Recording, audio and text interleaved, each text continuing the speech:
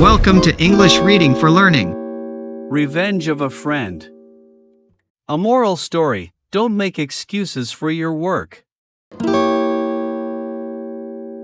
Lizzie and Andy were good friends. Lizzie loved her friend but did not like her one bad habit. Whenever Andy did not want to do something, she would make an excuse and say, "I forgot."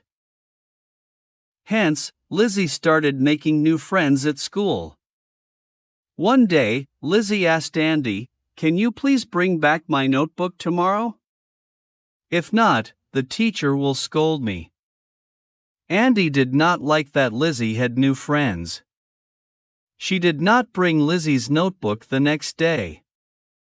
When asked, she just said, "Oh Lizzie, I forgot." Lizzie knew she had to teach Andy a lesson. She planned a picnic to the zoo with all their classmates. Andy was very excited about the picnic. But on the day of the picnic, they left for the zoo before Andy arrived. Grumpy Andy fought with everyone at school the next day for leaving her behind. But everyone said, "We forgot Andy." Andy learned her lesson. Thanks for watching and listening. Please click like and subscribe for new and latest uploads.